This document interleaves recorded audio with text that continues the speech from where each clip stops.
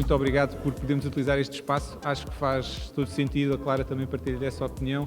Adequa-se ao que é o conceito do livro e a forma de estar da Clara. Portanto, obrigado por estarmos aqui neste belo espaço. E talvez não seja coincidência, estamos no mercado de Santa Clara a lançar o livro da Clara de Sousa.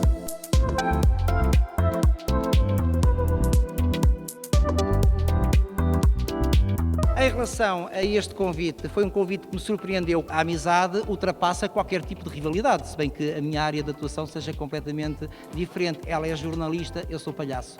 A Clara é uma pessoa por quem eu tenho muita estima e que admiro profissionalmente, enquanto espectador de televisão. O livro da Clara realmente é muito interessante por isto. É um livro muito bem feito, feito com paixão. É um livro que abarca a cozinha moderna, a cozinha de outras paragens, mas que depois a mim me faz lembrar também a cozinha das nossas avós. Há receitas aqui muito rápidas, muito eficazes, muito práticas e muito criativas. Mas é que nem tudo é louvor. Isto eu não entendi. Uma lombada incompleta, e não confundam com lombarda, que é outra coisa. Uma lombada destas eu não entendi.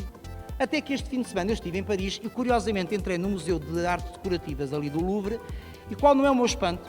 Quando eu vejo muitos livros assim. E aí pensei, é coisa chique. Ora, eu vou-te explicar então que a lombada, se isto abrir, a lombada não existe precisamente porque vais precisar de ter sempre o livro aberto na tua bancada. E é só isso. Eu tenho tido, como disseste, a possibilidade de estar em contacto permanente com as pessoas no Facebook, porque criei o Facebook, a minha cozinha, depois de lançar o primeiro livro. E tem sido extremamente enriquecedor. Eu aqui tenho 133 receitas, mais do que no primeiro livro. Eu só coloco aqui receitas internacionais cujos ingredientes nós possamos fazer em casa. E são 2 ou 3 situações muito fáceis de fazer e de aproveitar, e eu acho que nós devemos aventurar-nos e experimentar novas coisas.